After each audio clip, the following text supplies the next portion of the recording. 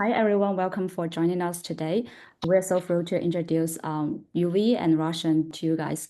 They are from Sacred Heart School, and their research paper on improving water accessibility in the Maasai region has been accepted by URIS this year.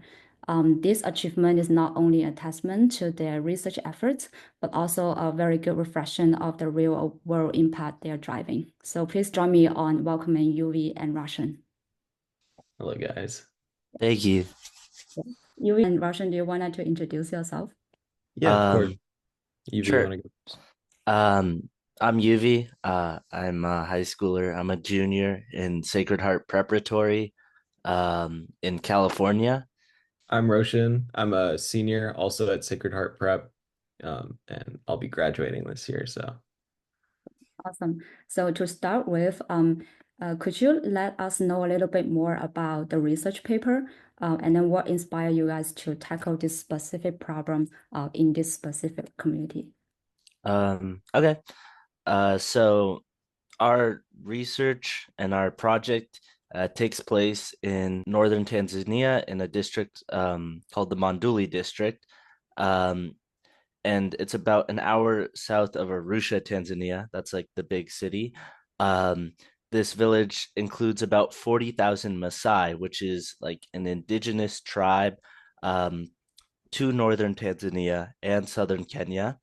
And they have limited or no access to clean water or power or healthcare.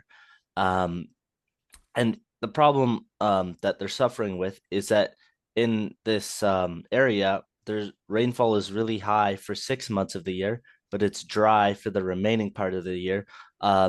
Meaning that during that dry part of the year, women and children often walk about 5 to 9 hours every single day um, to fetch water for activities like cooking or drinking water. And in the last 5 years, we've been working with them in collaboration with Maji Wells to create harvesting units for rainwater to help the community get access to water. So that's kind of what we've been doing. And our specific project that we did was to take all of the areas of where the Maasai live in their homes called bomas and put them on a map and find out where they need the most help, where they walk the most to the dams or the rivers or the nearby sources of water, and get water harvesting units to those specific places. Awesome. Anything from Roshan to add? yeah, from a more technical side of the project, we went through several different data sets to find viable locations to place these rainwater harvesting units. And one interesting thing that we discovered was that there are no publicly accessible or open source data sets that we can use to create this. So we created our own data set itself of all of the locations using the satellite imagery, and we have that open sourced as well. Awesome. And then during the research process, just curious, do you guys happen to some challenges, and then how do you guys tackle them? Um, so one of the challenges we had was collecting data. So because there's no available sources of data at all, we had to collect our own photos manually from Google Maps. And we started off with about 2,000 images of bomas, which are their homes. And that actually was not enough because our accuracy from the training model was about 30%.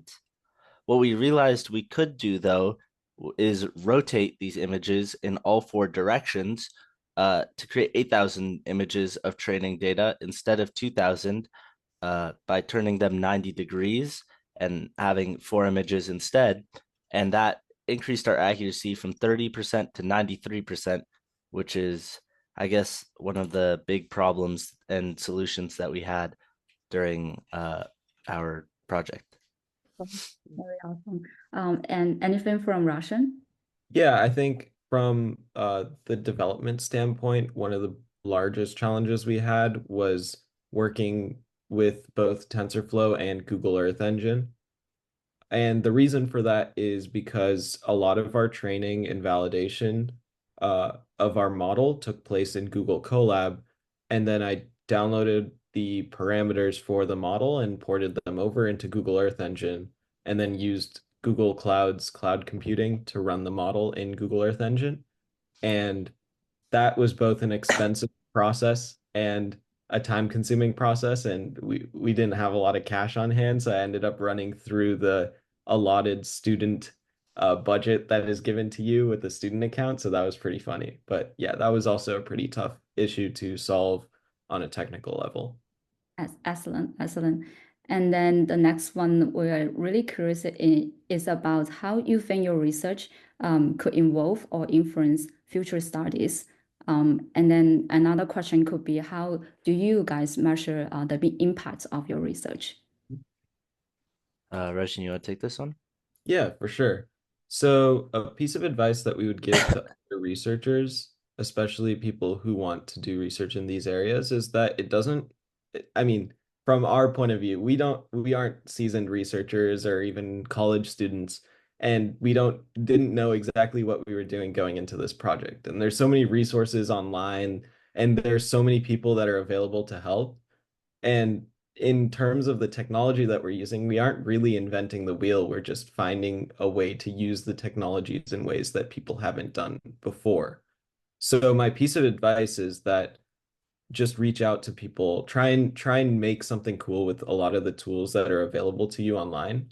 I mean, 80 to 90% of this project was done completely free, sitting at this very desk that I am sitting on right now. So just go out there, put yourself out there, go reach out to people, experts all over the world. And if there's one thing that I've learned, experts love to answer questions, especially for people who are very interested in what you are doing. So yeah, just put yourself out there. When we started this project 5 years ago, we didn't know that we would be deploying over 100 water harvesting units to date, or bringing students from our schools to Tanzania, or visiting Tanzania almost 4 or 5 times. So it's getting pretty big, and you just never know what's going to happen. So just put yourself out there. Very cool. Yeah, Yeah. I think in in terms of future studies, we're planning on making our training data of 8,000 bomas open sourced, as the Maasai live in like more regions than just the area we were looking at. They also live in southern Kenya and other parts of northern Tanzania. And that's kind of how we're hoping to help other people who are trying to do research in this area. Awesome. Thank you so much. Those are great insights and also advice to our audience. And thank you so much for joining us today. And also thank you for the audience. And then if you guys have interest in into UV and Russian's paper, I think there's a way that we can also share that with you.